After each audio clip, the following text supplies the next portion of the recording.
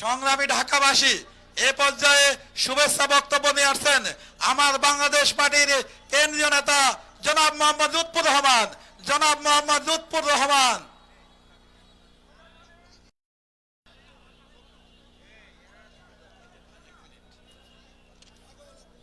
আসসালামু আলাইকুম ওয়া রাহমাতুল্লাহি ওয়া বারাকাতুহু।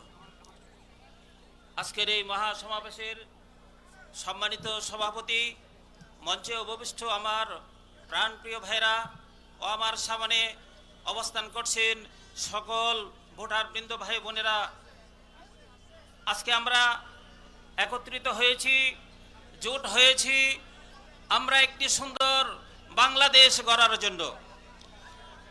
আমরা আগামী 12 তারিখে আমরা সকলে একত্রিত হয়ে এই জামাতে ইসলামের দাঁড়িপাল্লায় ভোট দিয়ে ভোটের জোয়ার বসিয়ে দেব ইনশাআল্লাহ। সম্মানিত ভাই বোনেরা, আমি ঢাকা 5 আসনের এবি পার্টির পক্ষ থেকে মনোনয়ন পেয়েছিলাম।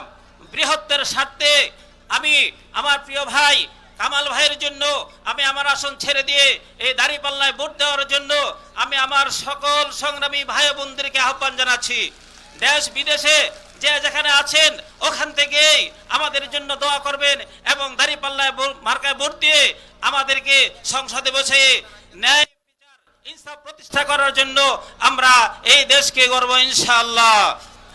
সবশেষে আমি আমার দলের পক্ষ থেকে মজিবুর রহমান মঞ্জু ভাইয়ের পক্ষ থেকে, ব্যারিস্টার ফুয়াদ ভাইয়ের পক্ষ থেকে আপনাদের সবাইকে সালাম জানাচ্ছি এবং আমাদের প্রতীক যে যেখানে আছে, কোনো জায়গায় ঈগল পাখি আছে, কোনো জায়গায় শাপলাকলি আছে, কোনো জায়গায় দাঁড়িপাল্লা আছে, আমরা সকল একত্রিত হয়ে যে যেখান থেকে নির্বাচন করছেন ওখান থেকে আমরা ইনশাআল্লাহ আমরা তাদেরকে সংসদে ওঠাই দেবো ইনশাআল্লাহ।